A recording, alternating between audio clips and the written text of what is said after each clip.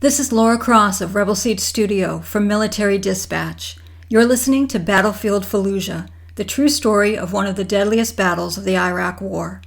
This audio documentary series is based on the book Operation Phantom Fury, The Assault and Capture of Fallujah, Iraq, by U.S. Marine Corps veteran Colonel Dick Camp, and features interviews provided by the U.S. Department of Defense and the Marine Corps History Division.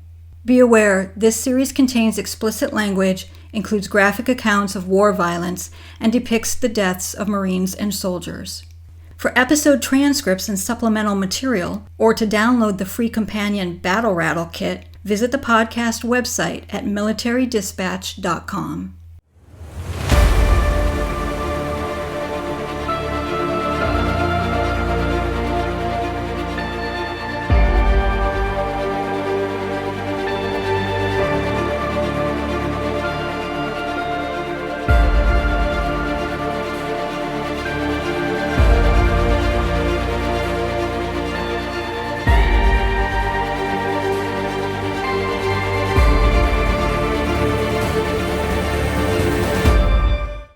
Battlefield Fallujah, Episode 9, The Jolan, November 12, 2004.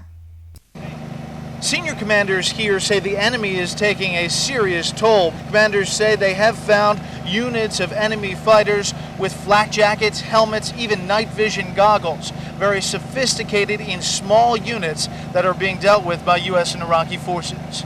Brett Baer, Fox News. Clearing houses was a dangerous task. The enemy would quietly hold up in a house, patiently waiting to take out Marines and soldiers as they breached the doors. Insurgents would often shoot up liquid adrenaline or other drugs, which allowed them to continue fighting even after they were severely injured. Their fanatical beliefs contributed to their die-hard commitment, even in the face of imminent death. An example of this comes from First Lieutenant John Flanagan, who was attached to RCT 718 Alpha Company. Within 50 meters of the house we've been firming for over 24 hours, 50 meters away there was 4 enemy holed up in the house, and they'd been there for 24 hours just waiting, just biding their time. We approached the house, breaching the door, going in, first Marine in the stack entered the house, and to his surprise, there was these 4 individuals. He engaged one, reporting that he had hit him in the chest. He pulled back from the building when other individuals threw some frag grenades at him. They exited the house, we cordoned off the house. Instead of risking any more KIA, we used smalls to kill the enemy in the house. After 2 small shots, they were still alive. They hadn't even been phased by this. Myself and my interpreter moved up to the corner of the house, and in Arabic, we told them, come out of the house, you're surrounded, come out with your hands up. In response, they started chanting Allahu Akbar over and over again, which translates as God is great. Studying Middle Eastern cultures, that signifies that they're prepared to die and they're just not giving up. It also can signify that they're willing to kill themselves in order to kill us as well if they were possibly rigged for explosives. So we backed off from the house again, engaged the house with 50 caliber, and it ended up killing the 4 individuals. But it's a very significant point in my mind. It's just the eeriness of hearing them chant that Allahu Akbar over and over again, their willingness to die for what they believed in. It was just an eerie feeling. Lieutenant Colonel Willard Buell, Commanding Officer, 3rd Battalion, 1st Marines. The enemy in there was determined, he was cunning, in some cases not so well trained, but it doesn't take a highly trained man who's just willing to die to wait for you inside a house until you come in and unload a burst of AK fire or throw a grenade at you. And there was no shortage of weapons. Staff Sergeant Mark Dietrich, 2nd Force Recon, mentioned some of the challenges of urban fighting. It's like basically not knowing. You know the enemy's out there, you know they're firing at you, but there's so many buildings, so many different places that they can hide, you don't know where they're exactly coming from. It's difficult. Your job is to take them out and you can't find them, but yet you're getting rained with artillery, RPGs, small arms fire, machine gun fire. And you just got to go ahead and suck it up and stick your head up and try to find out where that fire is coming from so you can go ahead and cease it. He went on to compare battling the enemy to fighting cockroaches. Fighting in a city like this, it's almost like fighting cockroaches. It's everywhere. You walk in a room, turn the lights on, and they scurry away. That's just like the enemy. You come into that area, they scurry away, but then they slowly start working their way back. and then you let your presence known and they scurry away. It's like fighting cockroaches with guns, is basically it. And they scurry away, but then they work their way back in. You gotta engage them, destroy them, push forward. They spread out, but then they congregate back together. And that's the best way I can explain this kind of fighting. It's kind of like fighting cockroaches. I guess you can say the ground troops on the ground are the pesticide, and the RD and the close air support is the foot stomping them out. Lieutenant Colonel Buell noted that many of the structures were heavily fortified. There were some insurgents or terrorists who were very, very good. They had expertly fortified their houses. They used things like stacks of mattresses to mitigate blast effects from grenade preps and tank main gun rounds. A lot of our tank rounds would go through a structure. We might put 5 rounds into a structure. The Marines would prepare it with hand grenades, go in, and there'd still be people alive in there, and they'd still be resisting. One of Lieutenant Colonel Buell's Marines elaborated. Sometimes the enemy would wall himself under the staircases with a false facade in there and just wait. In a tiny little gap, he's got his AK-47, and so he's making a false hide under the stairway. Lieutenant Colonel Buell.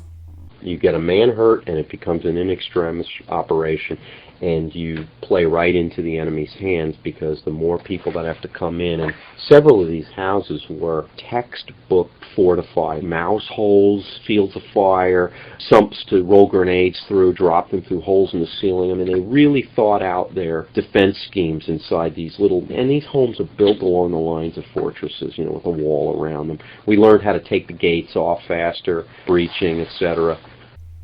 Captain Jeff McCormick, 3-1's intelligence officer. So as we cross Elizabeth to what's called the Martyr Cemetery, the big large cemetery in the middle of Fallujah, as we pushed south of that, that's when the fighting really intensified. They really started using some good tactics and good fire discipline, waiting inside the houses, waiting for us to enter the house, and then leading off the short burst to incapacitate the Marine that was the first one through, and then from there fighting from defended positions inside the house and fighting to the death, really.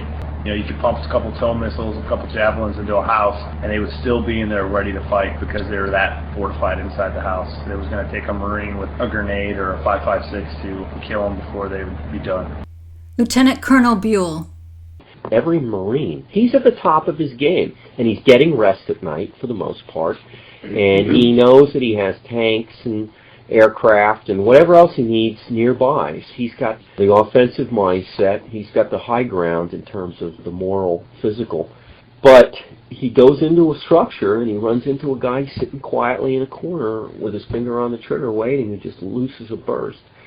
And most cases where a man gets wounded or two in that initial contact, and then it becomes a rescue operation where we have to get him out. We're just trying to get our guys out so we can drop the house. Creative use of bundled Bangalores, keyhole shot where you fire an HE small and then you put a thermobaric through that keyhole and drop the house. Tremendous resistance to just everything but a GBU or something like I'm describing, like a thermobaric, a robust satchel charge. The companies began employing D9s more often to take down houses when they encountered enemy fighters held up inside. Lieutenant Colonel Buell. What we would do, the battalion SOP, if you encountered resistance at a house, you backed away, you cordoned it, you brought up the necessary weapons to reduce the structure. Bulldozers, they were a hot item. We didn't have enough of them. They were breaking down. Parts were short. Hell's Hounds, Blitzkrieg, Earth Pig, Ray Charles, Critter. I know all the names of the division's bulldozers. What do I know? I know the name of every bulldozer in the 1st Marine Division in Iraq.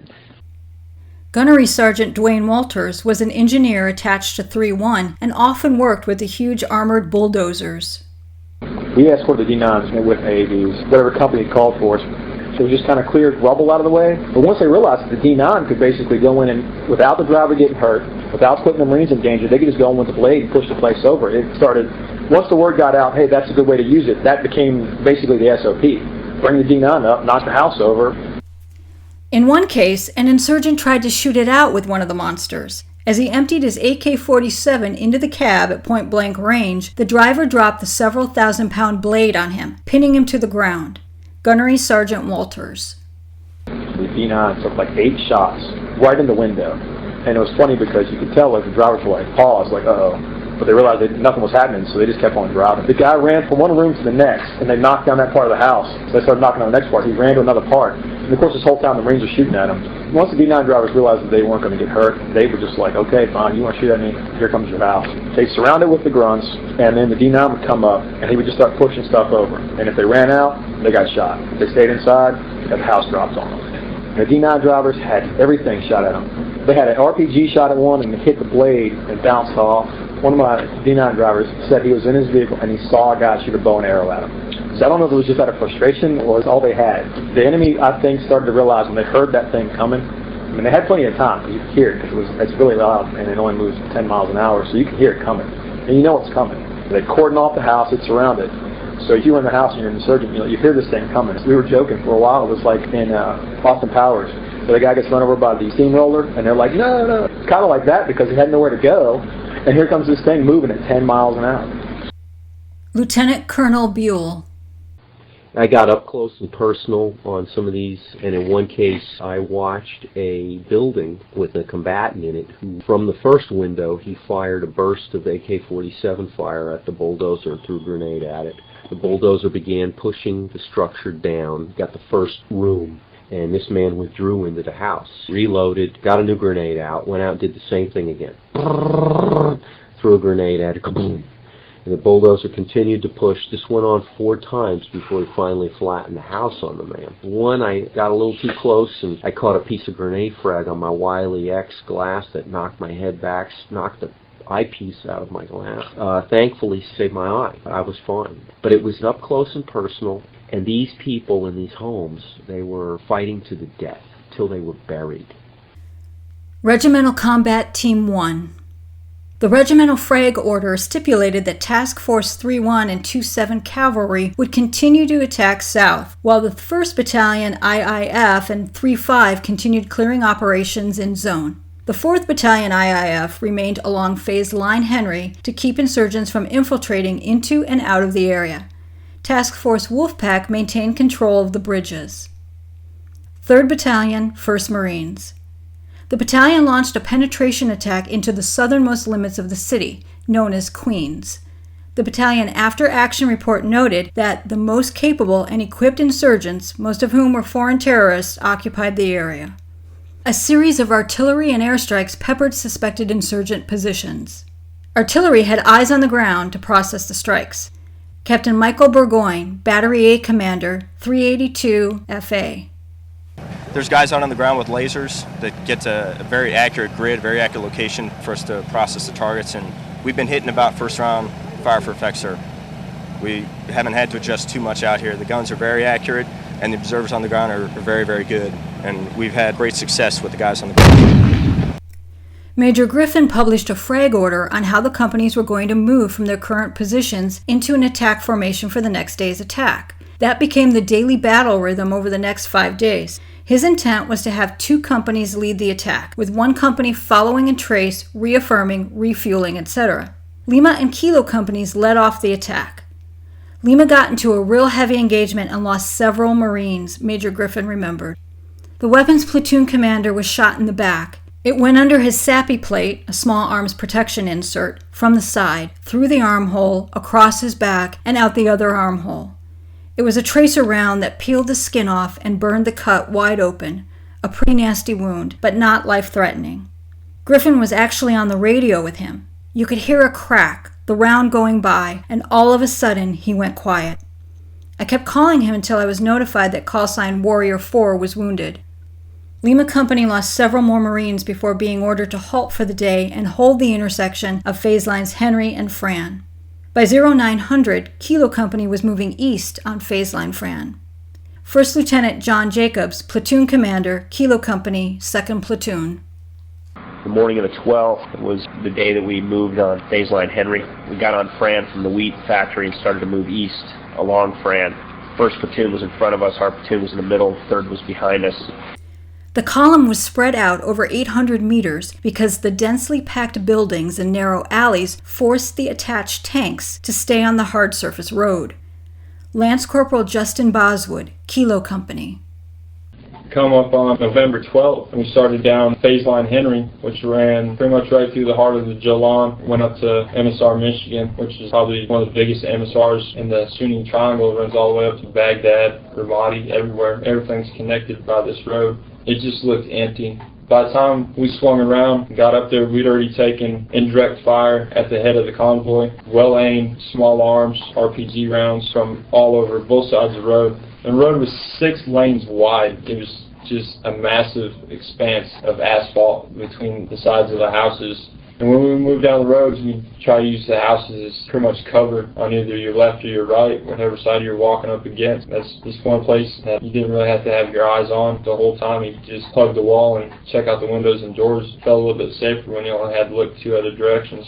The whole company spread out, punched way out to the sides of the road, and just started pushing, and it was nothing but a gun battle the whole way down. This intense firing coming from everybody in the company all the way down the road, from machine gunners mowing down 12 to 15 guys in one alleyway to that lone rifleman up front just popping them off one at a time. It went all the way down the road all day long. It was pretty wild. The IEDs sprung up all over the road, 155 rounds, 105s. That 120 millimeter rockets fired up with flechette rounds and just really nasty stuff. We didn't have time to call in for EOD to blow it or to blow it ourselves because we were trying to push. We had timelines that none of us really did understand at the time, why we were just pushing and not taking the time to blow these IEDs or go in and properly clear every single building that we were taking contact from. That was on a larger scale that nobody could really comprehend, at least on our level. So we just marked these IEDs with spray paint. And I remember we were stopped in the middle of the street and we brought it in on the Humvees. And my squad leader, Sergeant Scarf, was standing next to a 155 round. He was trying to light a cigarette and it was raining. Hey, Sergeant, you're standing on a damn IED? And he just kind of looked down. He's like, well, let's move this Humvee up a little bit. It was pretty funny.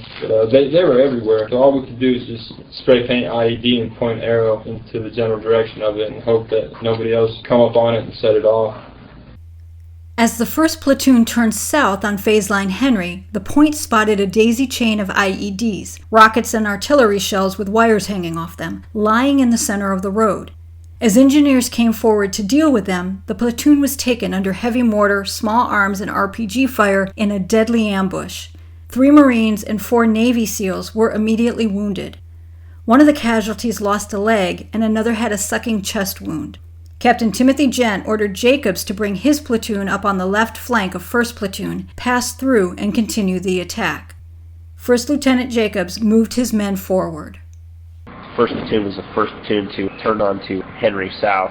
They immediately came under mortar fire. They moved into what was pretty obviously a pre-registered mortar target. They took some casualties. They also started taking a lot of small arms machine gun fire from a mosque on the side of the road on the western side of Henry. They got bogged down. Captain Gent told me to come up on the left side of the 1st Platoon and pass by and continue the company's assault to the south. We came up, we got pretty much on line with 1st Platoon, and we started to take fire from the south and from the eastern side of the road.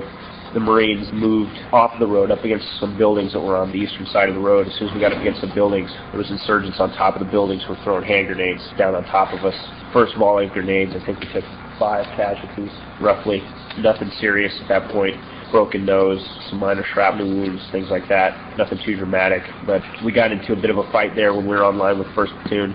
Pushed the enemy back off the roofs, and then we continued our assault to the south. Pushed down as far as this complex here. 2 of the squads broke off and came in to clear this building while Sergeant Scarf's squad was still out in the street. They ended up getting into a pretty good fight out there in the street. The enemy came into the back of the convoy that they were still with. Some of the Marines from a squad broke off, pursued the enemy down some alleys, into some houses.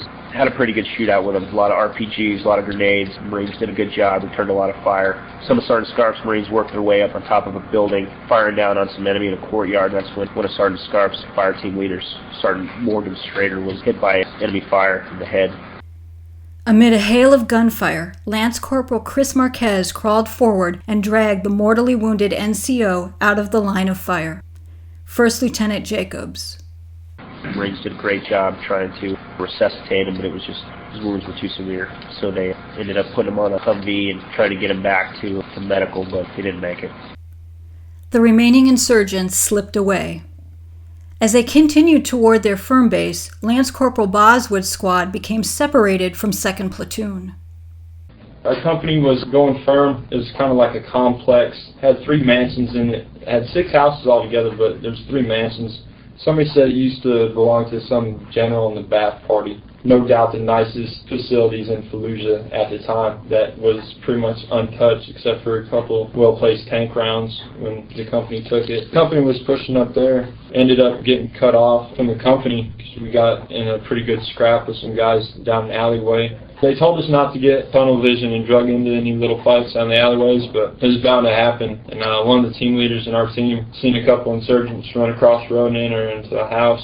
He was all about going and getting the bad guys, so he grabbed a couple guys and run over there down the alleyway towards them. So we held up, and the rest of the company, they kept pushing because of the timeline. And we were trying to call him back. He just was out of earshot, didn't have no comm. Never had comm. So he run over there, and he ended up going in and clearing a building. They set up on a roof. He ended up keeping his head up above the bricks a little too long and caught one in the face and killed him. So that was a whole nother problem on our hands. We all went over there, probably about 8, 9 of us pulled over there, and we had one Humvee on the road at that time. Another one pulled up, and all we had for up guns was a Mark 19 and shady-looking armor on our Humvees. So we were pretty much just stuck out there waiting for a 3rd platoon to come up the rear to reinforce while the rest of the company had pulled out and got in a pretty good crossfire on top of the roof of the house. The AK rounds would just slice through the bricks, the little small bricks with about 8, 10 holes in them. They're probably about 8 inches long and 4 or 5 inches wide with some shoddy-looking mortar in between them. They just let them AK rounds come right through. So we got ourselves pinned down on the roof. We were trying to take our sergeant out of there. We finally managed to bring him out to the little hut on top. Started trying to do some first aid on him. And, RPGs and grenades just everywhere. I had probably 5 guys trying to hold this house from an undetermined amount of insurgents that just seemed to have everything in their arsenal to throw at us. We finally pulled out of the house, got everybody out of the house, and pulled back over to Henry. We loaded them into the vehicle, the Mark 19 truck, and we sent it back as a CASEVAC vehicle with 2 other Marines because that was all we had. We couldn't send anymore. So that left us with 1 high-back Humvee with no up guns, probably about 9 of us standing out in the middle of the road, and the company was probably half a mile down the road from us, and just gunfighting everywhere. It was a freaky feeling. About that time, the Battalion XO, he come up, he was riding back with 3rd platoon, bringing up the rear. When we went down Henry, Captain Gent, he had 2 platoons up and 1 back for support, so 3rd was bringing up the rear, and there were ways back there. The Battalion XO come up, and he had an up-armored Humvee with a 50 cal on top, and his driver just started cutting loose. He's like, what are y'all waiting for? Let's push on down this road. It's Major Watson. He was good to go. He's like, I got a supply of AT-4s and grenades here, gents. Just feel free to use them. And he picked up the squad leader and just started taking AT-4 shots like it was cool. Rocking every house and window, little nook and cranny where there was an insurgent or where he thought there was one. He must have fired 4 or 5 of them things in a row. We ended up picking up some momentum, started moving down the road. Everybody huddled up on the right side of the Humvee because the majority of the gunfire was coming from the left. We were just taking turns letting go with 1 magazine at the rear and at the front of the Humvee as it was moving real slow, and we were all trying to not trip over each other and walk. As soon as we were empty on a mag, we would just kind of move off to the side and let somebody else take up our position, and they'd cycle through a mag. We did that all the way back down to the company's new firm base that they took, that house with the mansions, and got there. We were out there probably about a good 2.5 hours with just about 9, 10 guys on the road. It was a pretty wild experience. It was raining too, and it seemed like every time it rained, it was just a really shitty day. Somebody got hurt real bad. Kilo Company went firm for the night in the mansion complex. India Company also encountered stiff resistance by insurgents who were determined to fight to the death in house-to-house and room-to-room close-quarters combat. The company used tank main guns, rockets, and missiles as they fought through to the southern edge of the city. By 1730, they established a firm base at the intersection of phase lines Isaac and Jenna. 2nd Battalion, 7th Cavalry. The battalion kicked off again in another night fight. Cougar continued down phase line Henry all the way down to the southern part of the city. Alpha 27 launched from phase line Fran, again picking up 1 or 2 roads per platoon, and attacked about 2 kilometers into the city where they made heavy contact. Alpha Company started taking heavy mortar fire. Its commander, Captain Twaddle, saw a flash between his knees, the turret filled with smoke. He realized they had been hit. According to Twaddle, it penetrated below the right handgun port, sheared off Sergeant Newman's arm, passed right through an Iraqi interpreter and penetrated the turret through the turret shield. The RPG hit the ammunition ready box and detonated 2 high explosive rounds. Twaddle was spared, but 2 other crewmen were slightly wounded and the interpreter killed. Lieutenant Colonel James Rainey noted that Specialist Scott Coggle, Captain Twaddle's medic, jumped out of a Bradley, ran through open fire, put a tourniquet on the sergeant with an arm blown off, and saved his life. Several Bradleys roared up, formed a perimeter, and engaged the insurgents. Rainey's battalion lost 6 tanks that had to be carted out and replaced. 3rd Battalion, 5th Marines. In the early morning hours of November 12th, Bravo Company was clearing buildings when one of its squads entered a small house near Phase Line Henry to take a break. They had cleared the first floor when the lead man, Corporal Jacob Nospler, started up the stairs. An insurgent on the 2nd floor threw a grenade that exploded, hitting Nospler in the face, causing serious injury. 2 other grenades followed, wounding 6 of his squad. The wounded were evacuated and the house was blown up, killing the insurgents. The battalion continued to clear structures. Major Marshal Bourgeois with Kilo Company describes the homes and environment the Marines encountered. Normally there was probably about a 6 to 8 foot wall around each home with a metal gate that you couldn't see through, so that was difficult for breaching purposes. Once you made it through there was usually a small little courtyard there, and on the right hand side was the dumper, the head I guess, without a porcelain crapper.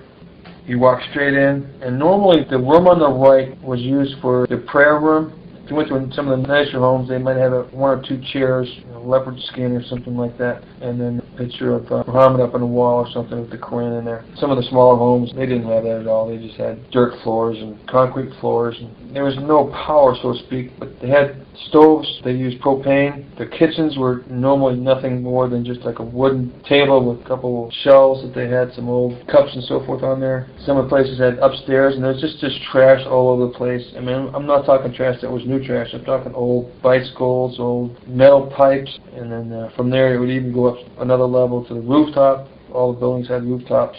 So a lot of farm animals, goats, chickens, bunnies, dogs, so forth. There was a market area that was absolutely a sewer. There were just like little shanties that were put up all over the place, and rotting food, rotting everything. I think they were going to take a D7 to it and just clear that whole area out and then rebuild it. Difficult as far as fighting, because they could hide virtually anywhere. Some of these guys were just waiting in a room for some Marine to kick open the door to shoot them. According to Major Bourgeois, he frequently saw numerous civilians killed by insurgents lying in the road, and stray cats, dogs, and other animals wandering the streets. Gone for numerous walks, like in the morning before the actual companies would start taking off, to kind of look at the previous day's work, so to speak, fresh kills that the company did, and so forth. And you would always see numerous additional individuals laying in the road, some that had body parts missing and so forth. All kinds of animals running around. Found a wounded goat that I shot in the head when I put it out of its misery. No matter what they encountered, the Marines often found a way to razz each other, laugh, and lighten the mood. Major Bourgeois was impressed by their camaraderie and their commitment. I've seen the best of Marines, and when I say that, I've seen these guys, just dog-tired, and just still fired up and ready to go and do whatever anybody asks of them, carrying all kinds of heavy ammo on their back and so forth. Even in the midst of all this craziness, Marines were still laughing. They would see their buddies just blown away the day before. And as I'm walking around and talking to these guys, sharing dip or whatever, they're still busting each other's ass and about how bad they smell or how bad they got to take a dump or whatever. Quite amazing to see these guys do their thing. As they continued clearing, 3-5 continued to find caches and weapons in the buildings, as well as in playgrounds and mosques. There was so much ordnance and explosives that, at times, it was physically impossible to move and catalog. Executive Officer Major Todd de Grossier. If it was a lot, we'd blow it in place in that building. If it was a little bit, we would document where it was, the type and number of things that we found in that building.